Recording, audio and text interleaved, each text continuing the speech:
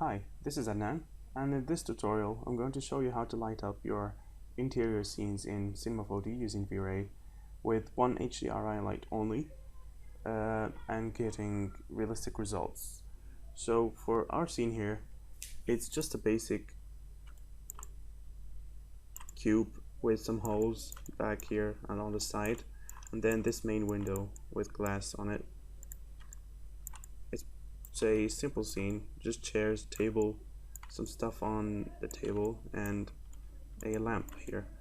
So we are going to start by adding in an area light, right clicking on it, vray bridge tags, vray light, and checking enable shadows here. Then go into the area light tab.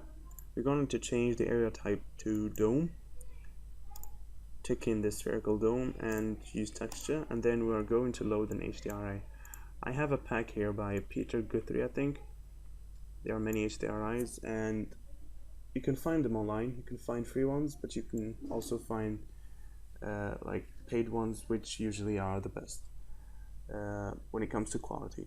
I'm going to choose a clear sky HDRI. This is the preview. No, I just want to show you the preview. And there are two files, an HDR and an EXR. I'm going for the HDR just for now. Click on your texture and then change the color profile to sRGB. Go back, then click on this arrow and add a filter to your HDRI, and we want to decrease the gamma here, and this will make the shadows sharper, because usually in HDRI the shadows are they're not sharp, there are no shadows at all. Basically everything is almost the same color, like light intensity, so decreasing the gamma will help us get sharper shadows and the sun visible.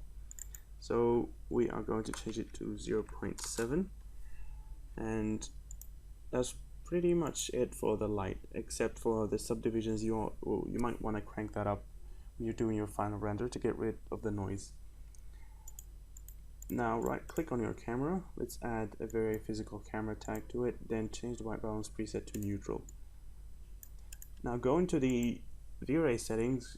Right here GI is on, of course, and I'm using a brute force preset. Usually you would use these, but they're pretty bad when it comes to quality. Yes, they're fast, but you can basically see colors like smudges and splotches, light leaks everywhere, so I would much rather wait but get a good results, and that's why I'm using a brute force preset. So it's just the usual one, like the default one. You might want to increase the subdivisions later when you're doing your final render to get rid of the noise again, but for now let's just keep it that way. One more thing you might want to change is in your color mapping.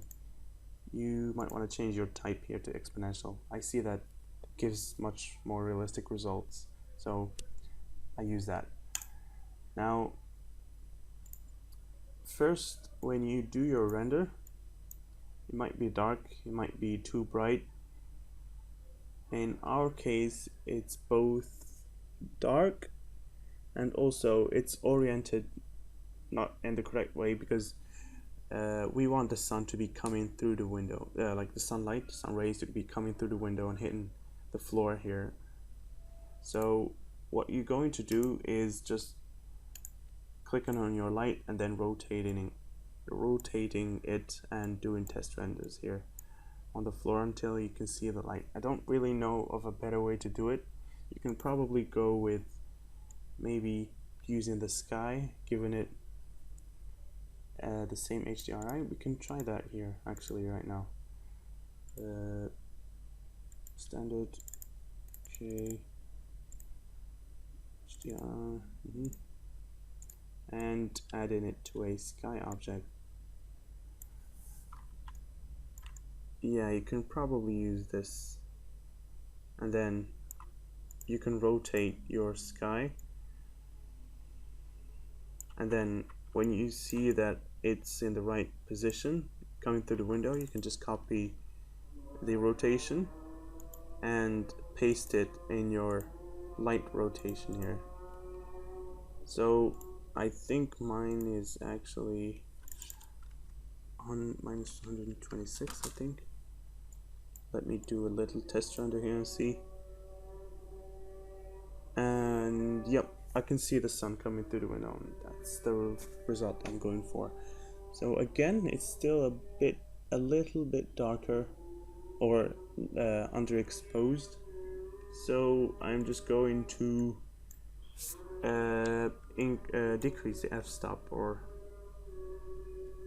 increase the film ISO or decrease the shutter speed. So I'm just going to do this and see the result I'm getting.